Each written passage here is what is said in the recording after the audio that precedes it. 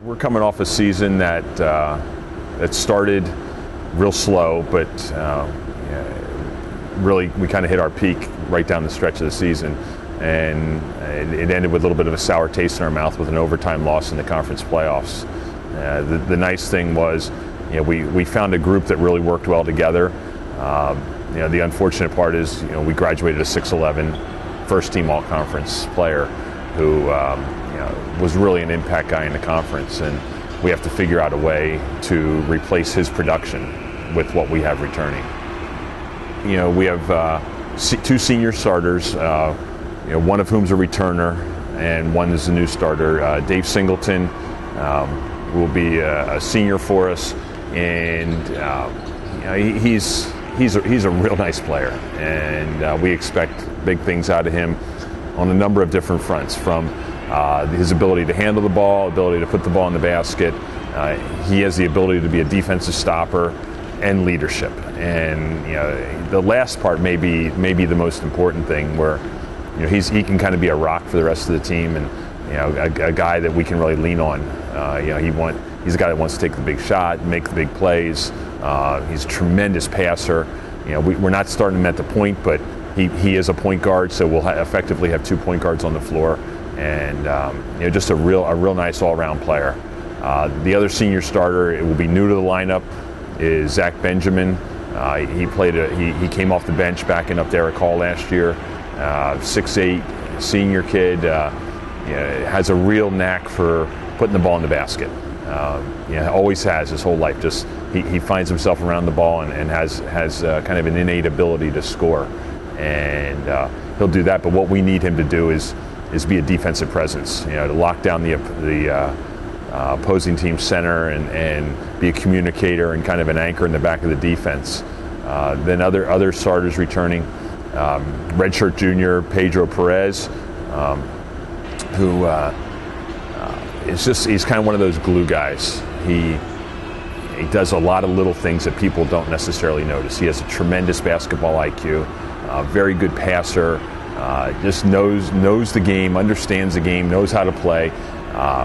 He's a good open shooter, and has really improved areas of his game that needed improvement.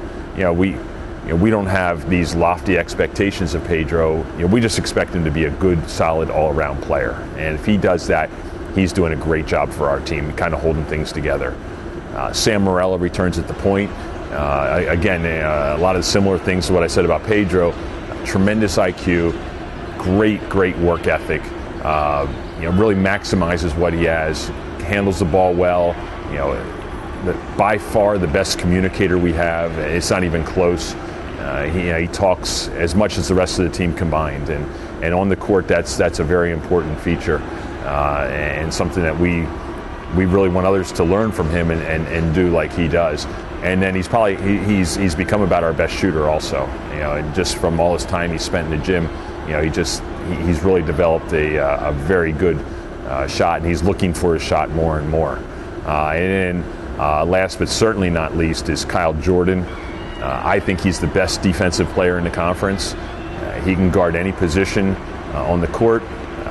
He's a guy that takes real pride in his defense, and it's kind of rare to find people that's what they anchor themselves onto, is they really want to stop somebody. And he's 6'4", got a 6'9" wingspan.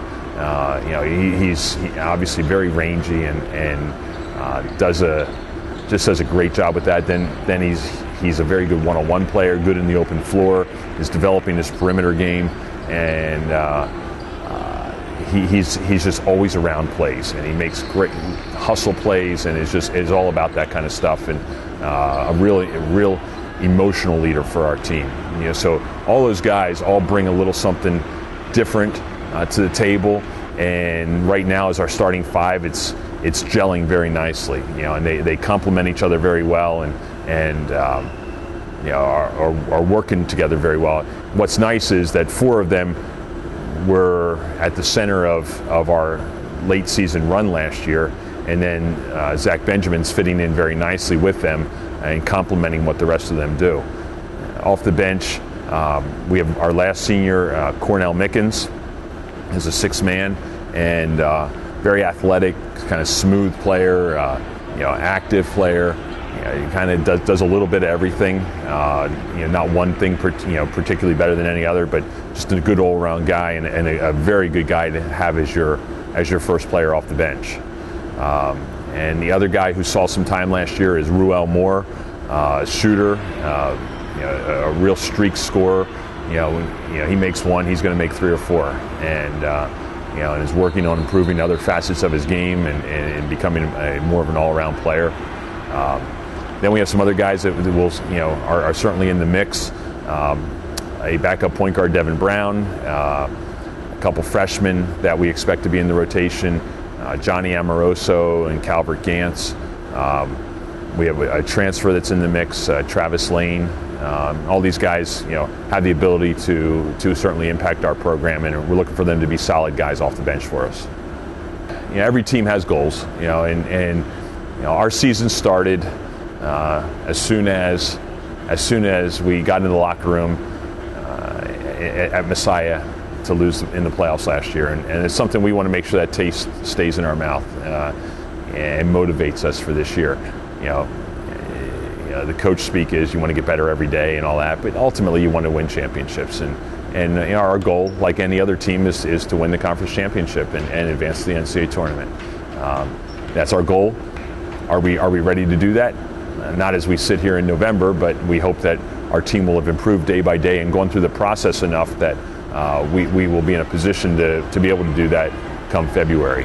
And we've got a lot of work to do, but that's where we want to be. We'd like to hang our hat on being a real good, sound defensive team, an opportunistic team that takes advantage of mistakes made by others and parlays that into success. But we have a lot of work to do towards that end. What you'll see with us is we're a pretty athletic team, and we'll be very good in the open floor.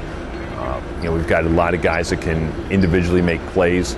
You'll see a team that is very unselfish, a lot of making the extra pass and making their teammates better.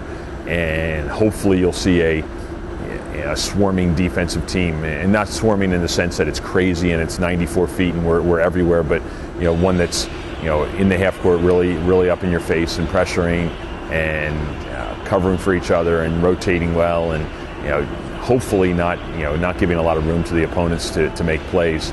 But I think it's a team that if we continue to work and play to our abilities, we have the chance to be a very good, aggressive defensive team. And if we do that, then we have a chance to become a very good basketball team. It remains to be seen if we'll develop enough to do that. But right now, we're certainly heading in the right direction, and we're hoping to use the athleticism and how active we are and all that to make ourselves into a good solid basketball team that people will enjoy to watch. The Commonwealth Conference is a little different this year in that we've added new teams. We have Hood and Stevenson now in the conference, so we 2 teams from in Maryland. So now there's 10 teams in the Commonwealth. So it will play 18 conference games. Of those 10, 5 will qualify for the postseason tournament. It's going to be a very competitive conference. Once again, I always say it's very rare that you go into a game and you know what the result's going to be, because not one team is so much better than another team that the results are a foregone conclusion. So you have to have the habit of bringing it every night, and the night that you don't bring that intensity level and the effort, you're going to lose. And I think we've seen over the past several years within our conference, a team that can consistently play to the best of their abilities is the team that wins. And it's not because there's more talent, because the most talented teams don't always win our conference. As a matter of fact, they rarely win our conference. It's the teams that play best together and again are consistent. And so it's a challenge within the Commonwealth to kind of withstand the grind in January and February, night in, night out, making sure you're bringing your best effort. So our schedule is very challenging with 18 conference games. Some of the highlights out of conference, we're going to go play in Puerto Rico. And we're going to play two teams from our region, but we're going to play them in San Juan. the week before Christmas. So that'll definitely be a highlight of our non-conference schedule. We host our tip-off tournament, which is always fun, and then a few other non-conference games mixed in there against teams that we typically play. So all in all, there's exciting prospects for the year, and we're really looking forward to the season and the process of building a good team and seeing where it all falls come the end of the season.